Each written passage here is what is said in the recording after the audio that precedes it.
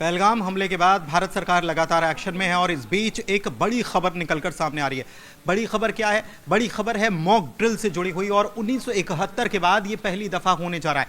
ये क्या है? सरकार ने ये फैसला क्यों लिया है? कौन इसमें शामिल होगा? तमाम चीजें हैं और बड़ा फैसला लिया है क्योंकि कुछ देर पहले ही प्रधानमंत्री के मोदी के साथ मीटिंग हुई और मीटिंग में अजीत डोभाल भी मौजूद थे, सीजीआई भी पहुंचे थे और राहुल गांधी भी पहुंचे थे। ये भी खबर आई और इस बीच ये एक बड़ी खबर निकलकर सामने आई और इसी को समझते हैं अंकुर जी से कि ये क्या है, ये क्या चीज़ है, क्या आदेश है? देखिए, जो आदेश है मिनिस्ट्री ऑफ होम अफेयर्स का वो है कि 7 मई 2025 को एक मॉक ड्रिल की जाएगी और उसका ऑब्जेक्टिव क्या है? ऑब्जेक्टिव है कि जब कोई एयर वॉरफेयर हो तो उसमें सायरन बजाए जाएंगे। वो सायरन होंगे, जो बड़े बड़े शहर हैं, इंस्टॉलेशंस हैं, वहाँ पे सायरन बजाए जाएंगे और सिविलियन और जो स्टूडेंट्स हैं उनको ट्रेनिंग दी जाए, यानी कि जो छात्र हैं और जो आम नागरिक हैं उनको ये ट्रेनिंग दी जाए कि अगर वॉर लाइक सिचुएशन होती है और दुश्मन का कोई आक्रमण होता है तो उसमें हमें कैसे रिएक्ट करना है।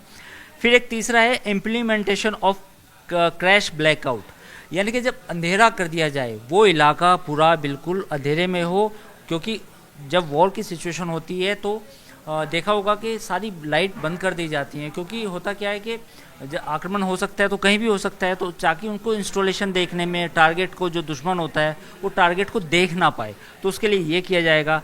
और पांचवा है कि इवैक्यूएशन प्लान, यानी कि जब हमला हो, सायरन बजें, तो आप कैसे अपने आप को भागेंगे, बचाएंगे। तो बंकर्स हो सकते हैं, बंकर बनाए जा सकते हैं या आदेश दिया जा सकता है। अगला इसमें स्टेप्स यही होता है कि आम लोगों को, सिविलियंस को ये बताया जाए कि भाई आप अपने बंकर तैयार कर लीजिए, और जो बड़े बड़े सरकारी इंस्टॉलेशंस होते हैं वहाँ एक बताया जाता है कि उन बड़ी बड़ी बिल्डिंग्स में एक पर्टिकुलर एक एरिया चिन्हित किया जाता है और वहाँ पर बंकर बनाए जाते हैं। तो ये पूरा जो ये गाइडलाइंस आई हैं वो ये है। 7 मई को इसकी रिहर्सल होगी, इसके बाद इसमें और डिटेल्स आएंगी। लेकिन इससे पहले मैं अपने दर्शकों को बताना चाहूँगा कि 4 मई को फिरोजपुर कैंटोनमेंट एरिया में 9 बजे से 9:30 बजे तक बत्तियां बंद करके रखी गई, यानी कि वो पहले कुछ इलाकों में हो भी चुका है। तो ये नया अपडेट है। तो कुल मिला के जो सिचुएशन है, ये सिचुएशन क्यों आई? जैसा हम सबको मालूम है कि पहलगाम हमले के बाद ये जो एस्केलेशन हुआ है दोनों कंट्रीज़ के बीच में, जो हॉस्टिलिटी का एनवायरनमेंट है इंडिया और पाकिस्तान के बीच में, तो इंडियन सरकार की तरफ से ये आज गाइडलाइन आई और ख़ास तौर पे सिविलियन के लिए है। यानी कि मिलिट्री को तो पता होता है, ये सारी ट्रेनिंग उनका हिस्सा होती है कि उनको कैसे बचना है, कैसे अपने आप को बचाना है और चकमा देना है और सायरन कैसे बजने हैं। बट ये सिविलियंस के लिए पहली बार है 1971 के बाद, और 1962, 1965 और 1971 ये 3 ऐसी हमारी जंग थी शुरुआत की, जिसमें ये सब हमें बताया गया था। इस समय हो चुका है, यानी कि ये तीनों जो जंगें हुई थी उस समय भी ये इस तरह की गाइडलाइंस आई थी और उस समय जो आम नागरिक हैं उनको ऐसा बताया गया था। एक चीज़ और है, मैं ये आपसे समझना चाह रहा हूँ कि देखिए ये है मॉक ड्रिल और इसके ज़रिए लोगों को एक प्रैक्टिस कराई जाएगी, लोगों को तैयार रहना होगा, लेकिन लोग पैनिक भी कर सकते हैं, लोगों को लग सकता है कि न जाने क्या होने वाला है। तो ऐसा कुछ तो नहीं होने वाला? नहीं, पैनिक की ज़रूरत नहीं है और ये वैसे भी होनी चाहिए। देखिए, जितने भी हमारे फोर्सेज हैं, एनडीआरएफ, एसडीआरएफ, जितने भी स्टेट्स की फोर्सेज हैं, उनको इस तरह की ट्रेनिंग पहले भी दी जाती है। जितने हमारे आर्म फोर्सेस हैं उनको भी इस तरह की ट्रेनिंग उनका ट्रेनिंग का हिस्सा होती है। तो आम नागरिक जो उसको रेप्लिकेट करें अपनी डे टू डे लाइफ में या आम तौर पे, तो उनको पैनिक क्रिएट करने की ज़रूरत नहीं है।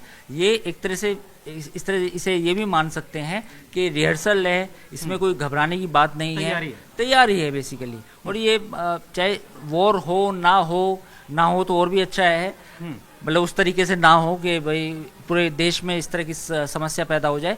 बट इसमें आपको तैयार होने का एक तरीका मिलता है, आपको अपने आप को बचाने का एक नया तरीका मिलता है। ठीक है, तो मतलब पैनिक होने की जरूरत नहीं है, एक मॉक ड्रिल है, तैयार रहना चाहिए। और कई मुल्कों में ऐसा होता भी है, जैसे इजराइल की बात करें तो वहां पर आए दिन सायरन भी बजते हैं, लोग अपने आप को सुरक्षित भी करते हैं। मैं इजराइल में बताना चाहूँगा, आपने नाम ले दिया इसलिए मुझे बीच में आपको टोकना पड़ा। इजराइल में लगभग हर घर में, लगभग हर ऑफिस में एक बंकर होता है।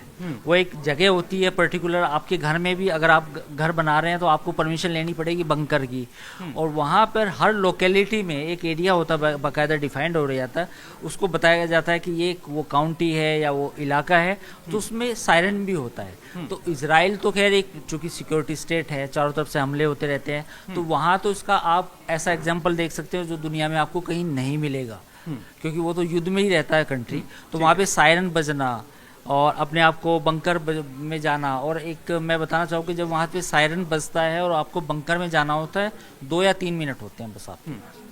तो सायरन बजने के 2 या 3 मिनट के बाद आपको बंकर में होना ही होता है।